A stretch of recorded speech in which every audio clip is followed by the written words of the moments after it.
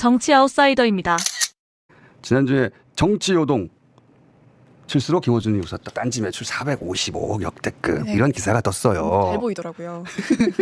포탈 여기저기 띄우고 후속도 있었으니까 네. 다른 언론사에 받아서 썼으니까 여기 보면 이제 계엄, 대선, 전당대회 정치 이벤트로 구독자가 계엄 전 189만에서 계엄 후 229만 40여만 명이 늘었고 그에 따라 광고 수익, 후원금, 딴지마켓 수익이 늘었다. 이런 요지예요. 그게 네. 역대급이다. 근데 구독자가 그럼 20% 늘었는데 어떻게 매출이 2.5배, 영업이익이 3.8배, 당기순이익이 6배가 늘죠? 구독자 20% 늘었다고? 이 기사는 의도도 나쁜데 분석도 엉터리예요. 계엄, 대선, 전당대회하고 이 수익 증가는 상관이 없습니다. 주식의 자단지는 이 겸손 방송하고 다르게 광고를 받거든요. 그런데 2025년 광고 수익은 전년 대비 오히려 줄었어요. 오. 딴지 마켓 수수료도 오히려 전년 대비 줄었어요. 그리고 후원금은 원래 없습니다. 딴지는.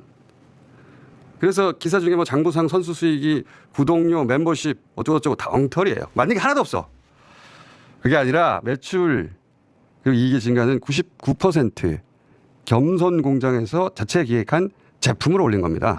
네. 99.8%가 그래요. 이 기사 보면은 정치적 주장이 극단화될 때 수입이 보장되는 신념 사업 어쩌고저쩌고 하는 해석도 그래서 다 엉터리입니다. 정치적 동지가 그냥 후원은 해줄지언정 나쁜 물건을 계속 사주진 않아요. 동지가 멍청한 소비자는 아니란 말이죠. 좋은 기획에 파리 패션 위크에서는 디자이너가 국내 제조업 기술로 제대로 줄 물건을 만드니까 반복해 구매하는 겁니다. 그 맥락에서 우리는 세계 최초의 유튜브 기반 제조업체이기도 해요. 네. 유튜브 기반에. 근데 이 얘기를 하는 이유는 세 가지인데 원래 딴지는 매출 목표가 없던 회사예요. 제 성격 때문에 그런데 부자가 될 생각하지 말아라. 그냥 남한테 손 벌리지 않을 정도로만 먹고 살자. 그런 회사였어요. 네. 모토가. 천천히 해라. 그러다 몇 년 전에 제가 결정을 한 겁니다. 정권의 정치적 압력으로부터 독립적인, 광고주의 경제적 압력으로부터 독립적인, 플랫폼의 규제 압력으로부터 독립적인 안테나가 없는 지상파를 만들어야 되겠다. 윤석열 정권이 들어서면서 제가 그렇게 새롭게 결정한 겁니다. 그때부터 지금 템밀리에서 소개되는 겸손공장 시스템을 만든 겁니다.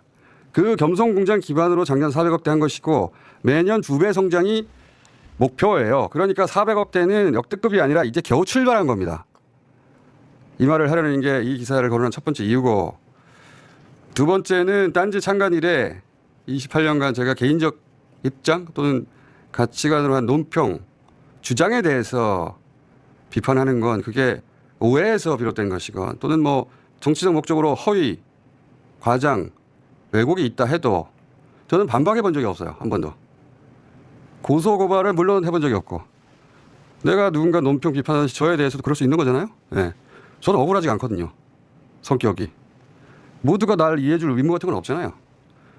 근데 이 개인 김어준을 무너뜨리기 위해서 지금 100여 명이 넘는 스태프들, 제 동지들이자 동료들이기도 한 그들의 삶의 터전이고 자기 실현의 공간인 이 조직에 대해서 정직하게 영업 활동하고 있는 이 기업에 대한 부당한 작업을 치는 것은 절대 그냥 넘어갈 수 없다. 회계사, 변호사, 전문가들로 대응팀을 구성해서 1차로 10억 예산을 배정해서 단어 하나, 문장 하나까지 이 조직, 이 기업의 가치와 영업에 그 어떤 작은 잠재 피해까지 전부 다 차단해서 민영사상 책임을 물 예정입니다. 이 기사가 그렇게 문제인가? 이 기사는 의도가 악의적이긴 하나 내용은 그냥 빌드업일 뿐입니다. 다음으로 가기 위한. 예를 들어서 내부 거래 언급되거든요. 명랑사회가 딴지 얼마 지급했고 여론조사 꽃이 얼마 임대료 납부했다. 꽃의 임대료는 건물 매입하기 전에 건물주에게 우리가 납부하던 임대료 기준으로 산정된 아무 문제 없는 금액인데 왜 이런 내용을 넣었을까? 굳이? 관계사 간의 불법, 불량, 내부 거래가 있고 자금 세탁을 한다라고 나중에 뒤집어 씌울 궁리를 하고 있거든요. 그 외에 몇 가지 더 있는데 저는 알고 있죠. 아주 자세히. 제가 뭘 알고 있는지 모를 텐데. 왜냐하면 이건 저의 전문 영역이거든요. 그래서 세 번째를 얘기하지 않을 수 없는데 어디까지 후속 기사를 할지는 모르겠어요. 근데 그 진도에 따라서 예전에 이재명 조국 윤리향을 쳤던 바로 그 방식으로 누군가 작업치는 거는 더 이상 못하게 해야 되겠다. 저는 2011년에 네. 제 통화, 문자, 이메일, 뭐 일정, 동선, 만남, 그리고 제 계좌 내역, 결제 내역, 거래 내역 모든 게 모니터링되고 때로 미팅까지 한다는 걸, 미팅이 아니라 미행까지 한다는 걸 알게 됐어요. 2011년부터. 그때부터 제가 살아남기 위해서 여러 가지 규칙을 만들었습니다. 저만의. 예를 들면 지난번에 한번 얘기한 적이 있는 권하나 혼자 있는 방에 제가 들어와서 앉지를 않죠. 네. 여전히 그렇잖아요. 여전히 안 앉으시죠. 네. 그때는 이름 몰랐겠지만 그런 규칙처럼 예를 들어 회사의 거래는 법적, 회계적 검토야 웬만한 회사는 다 하는데 저는 한 단계를 더 해요. 마지막 단계. 윤리적 검토를 합니다. 여러 사람과 모여서. 이것이 어떤 각도에서도 윤리적이지 않을 면이 있는가. 저는 언제든 들여다볼 수 있는 투명한 유리관 속의 금붕어처럼 사고하고 행동해요. 경제적 수도승이죠. 그렇게 하지 않았으면 진작에 죽었어요, 제가. 이명박, 박근혜, 윤석열이 저를 곱게 봐서 그냥 두려고 했겠습니까? 검찰공화국이 기관 동원하고 해서 안 뒤져봤을 것 같아요? 그 세력과 결탁한 매체들이 가만히 있었을 것 같아요? 작년 후반기지? 작년 후반기에도 한 보수 매체가 우리 사무실 앞에 오피스텔을 얻어서 몇 달 동안 공사 치료하다가 제가 파놓은 함정이 딱 걸렸어요. 저는 항상 함정을 쳐놓거든요, 여러 군데. 그때 이제 사찰 자료, 불법이지 물론. 그거 콜라보 해주던 그 이 분야의 선수들이 그 매체 모 기업에 가서 난리쳐가지고 저번 일도 있었는데 그게 가장 최근인데 이번에 네. 작업도 이 사찰 자료지 이거는. 자기들이 얻어낼 수 없는 자료니까.